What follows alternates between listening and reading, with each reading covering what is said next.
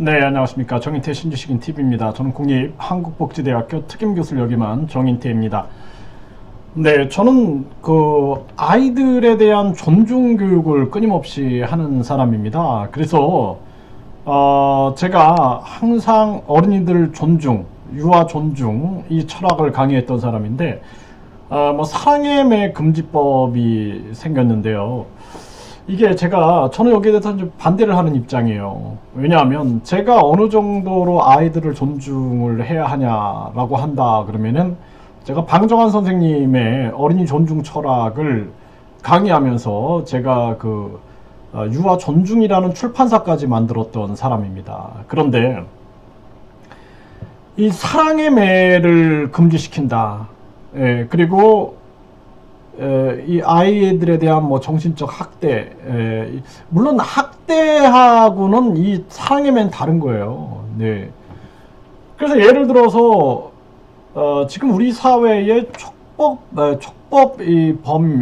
소년 범죄가 굉장히 많이 이루어지고 있어요. 촉법 소년인데 어쩔래? 제도 악용, 청소년 본물, 애들이 더 무섭다 들끓는 여론 대책은 아이들이 이렇게 아이들을 막 때리고 나 촉법소년이야, 나 처벌할 수 없잖아, 이렇게 나와버리는 겁니다. 이런 게 연간 거의 10,000건이 됩니다. 근데 이게 이제 안 걸린 것까지 따지면 10만 건이라고 보는 게 저는 맞다라고 봅니다.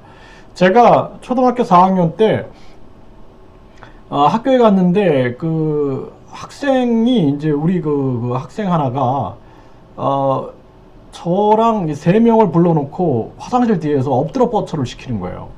그 벽돌로 찍으려고 하니까 전 깜짝 놀랐거든요. 동기 학생이 어떻게 벽돌로 저렇게 찍으려고 그러면서 엎드려 뻗쳐를 시키고 벽돌로 막 찍는 겁니다. 이제 근데 걔가 이제 선배들이 연결이 돼 있는 거예요. 선배들 뭐 6학년 선배들하고 이렇게 연결이 돼 있고 중학교 고등학교 이 불량 서크들 깡패들하고 연결이 돼 있어 가지고 너무 무서운 거예요. 그래가지고 얘가 이제 매일 아침마다 이제 화장실 뒤로 끌고 가가지고 엎드려 뻗쳐를 시키고 그렇게 이제 벽돌을 집어 던지고 막 협박을 하고 돈을 뺏고 이제 그렇게 하는 겁니다. 근데 방학이 됐어요. 그래서 방학이 돼서 제가 이제 얘한테 안 맞아도 되겠구나 라고 생각을 했어요. 그랬더니 저희 집에서 학교까지 심리길이거든요. 심리길을 걸어 다녔는데 자기 집에 와서 매일 사인을 받고 가라는 거예요. 자기가 없을 때는 자기 동생한테 얘기해 놓을 테니까 동생한테 사인을 받고 가래요.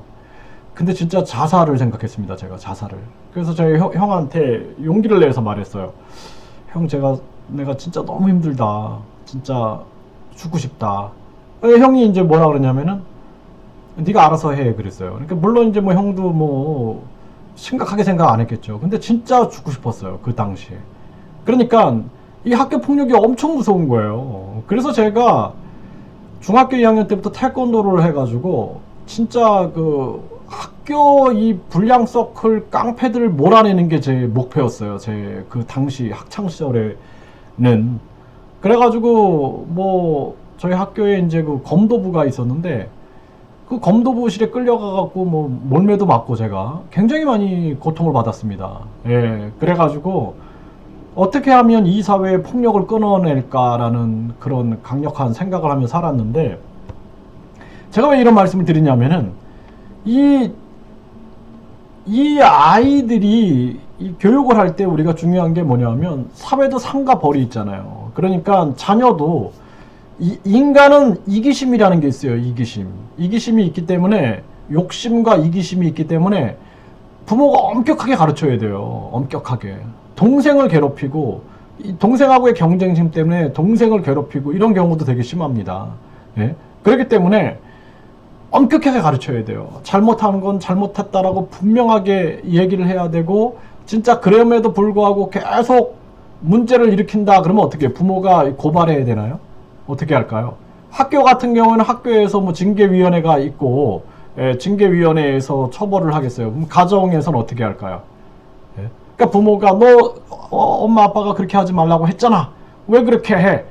그러면은 저 체벌 금지 알지? 나한테 정신적 학대 이렇게 주는 거 알지? 내가 고발할 수 있어 이렇게 얘기한단 말이에요. 그럼 어떻게 해요? 부모 입장에서는 어떻게 해야 될까요? 네, 저 부모 징계위원회를 만들 수 있다 뭐 이런 규정은 없어요. 예? 어떻게 할까요? 무조건 그냥 가정 해체될 수 있어요. 그러면 이제 부모 입장에서도 이런 가정 그리고 국가가 이렇게 한다라면은 이 가정을 내가 유지할 필요가 있겠나 이런 회의감이 들 수가 있다라는 거예요. 네. 그리고 이걸 영악하게 이용할 수 있다라는 거예요. 그래서 제가 제 그 아주 좋은 그 버시 한 분 계신데 이 자식이 그 성폭행을 했대요. 여학생을. 그 야단을 친 거예요. 이제 너 왜 그렇게 하냐. 그 아버지한테 맞짱을 뜨려고 준비를 하더래요. 그래가지고 하면서 하는 얘기가 나 때리면은 고발하는 거 알지? 그랬다라는 거예요. 그래가지고 제가 막 울었어요. 그 얘기를 들으면서. 그래서 자신이 때리고 자기 감옥 가겠다 그러더라고요. 그래서 제가 그걸 보면서 어쩌다가 가정이 이 정도까지 됐을까. 예? 이게 우리 사회가 효도 중요하고 자녀에 대한 사랑도 중요해요. 근데 사회에 상과 벌이 있잖아요. 상과 벌 있잖아요. 이것처럼 자식이 잘못했을 때 가정에서 상과 벌이 있는 거예요. 잘하면은 상을 주고 못하면은 아이한테 벌을 줄 수 있어야 돼요. 그거 아동학대다, 정신적 학대다, 손들게 했는데 정신적 학대다. 예? 또 부모가 진짜 가슴 아프게 회초리를 들었는데 이거 부모가 절제된 가운데 회초리 울면서 부모가 회초리를 들었는데 당신 아동학대죄로 감옥 가 이렇게 한다 그러면은 과연 그게 옳은가 한번 생각해 봐야 된다라는 거예요. 그러니까 뭐 예를 들어서 이런 문제 뭐 정인이 사건 이런 걸 가지고 얘기하면 안 돼요. 정인이 사건 같은 경우에는 그거는 뭐 어떤 어린이를 가방에다 넣어갖고 살해했다. 그런 건 아주 극단적으로 그건 소시오패스들이나 하는 거죠. 근데 일반적인 부모들이 진짜 아이의 사랑의 매를 들면서 눈물을 흘리는 행위 이런 걸 가지고 전문가랍시고 자신들이 그것이 폭력이다, 처벌해야 된다 이렇게 생각한다면 그 사람들이 나는 전문가인가 그런 생각이 들어요. 네, 그리고 아이가 잘못했을 때 너 지금 이건 잘못한 거야 라고 분명하게 야단을 치고 해야지. 그걸 아동학대라고 몰아간다면 안 된다라는 거예요. 그거 어떻게 할 건 대안이 있어요? 대안이 있냐고요. 혹시 그 전문가들이 결혼 안 한 사람 아닌가요? 결혼 안 해서 자녀를 안 키워본 사람 아닌가요? 그 자녀를 키워본 사람이 이야기를 해야 되는 거예요. 예? 제가 자녀를 성인까지 다 키워봤는데 그러다 보니 알겠다라는 거예요. 인간의 본성이라든지 인간의 발달 과정을 알겠다라는 거예요. 그런데 자녀도 안 키워본 사람들이 그리고 이것을 사랑의 매를 불법이다, 처벌해야 된다, 아이가 진짜 이렇게 나쁜 짓을 하는 거에 대해서 부모가 야단을 치니 아동학대다 이렇게 몰아간다면은 그 사람이 과연 전문가 자격이 있냐, 저는 그런 생각을 하게 됩니다. 그래서 우리가 가족에서 극단적으로 아이를 학대하고 이런 건 당연히 처벌받아요. 그걸 공감하지 않는 국민은 없어요. 하지만 부모가 눈물 흘리면서 사랑의 매를 들고 그리고 아이가 잘못했는데 그 경찰한테 부모가 신고하겠어요, 아이를? 그러니 부모의 손에서 훈육을 하는데 그걸 아동학대다, 정서적 학대다, 처벌해야 된다 이렇게 나간다라면은 그건 안 된다. 대안 없는, 그냥 어떻게 보면은 진짜 선동할 수도 있는 거예요. 정인이 사건 가지고 모든 부모를 선동해갖고 부모들의 훈육, 진짜 부모들의 훈육까지도 아동학대로 몰아간다라면은 그러면은 그것은 하나의 선동에 불과하지 않느냐, 저는 그런 생각을 하게 됩니다. 그래서 제가 어린이들을 존중하면서 어린이들을 교육을 하는 것이 가장 바람직하다 하지만 진짜 눈물 흘리면서 사랑의 매를 드는 부모의 마음, 또 선생님들이 학생들이 잘못을 행했을 때 진짜 그러한 부분들에 대해서 훈육하고 잘못을 지적하는 그런 부분들까지도 잘못으로 몰고 간다면 그건 안 된다. 그래서 우리가 학교에 징계위원회가 있듯이 뭐 가정에 징계위원회가 있느냐, 예? 또는 어떻게 할 거냐, 그러면 뭐 인민 징계위원회를 만들 것인가, 예? 어떻게 할 것인가, 대안이 없잖아요. 대안이 있어요? 예? 뭐 5 가정이 모여가지고 뭐 징계위원회를 만든다, 뭐 이런 식으로 할 겁니까? 어떻게 할 거예요? 방법을, 대안을 제시를 해야죠. 그렇죠? 그래서 여기 보면은 섣부른 자녀 체벌 금지법, 대안 없는 훈육, 갑론을박, 이런 기사가 나오는 겁니다. 그래서 사랑의 매는 없다, 자녀 체벌 금지법, 그런 게 있었어. 그러니까 아직도 우리 국민들은 이런 문제에 대해서 진짜 아직 사회적 합의가 안 된 상황에서 전문가랍시고 이렇게 법을 막 만들어가는 거예요, 사람들이.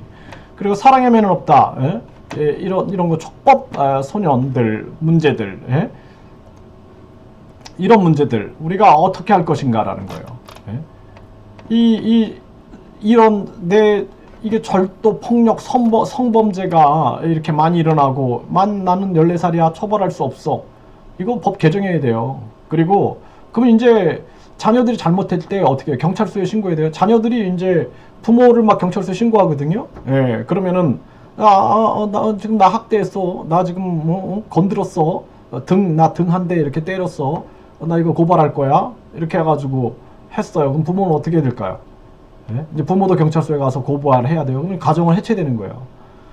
그래서 지금은 이제 생활동반자법으로 가야 된다. 저는 그렇게 보고 있는 상황입니다.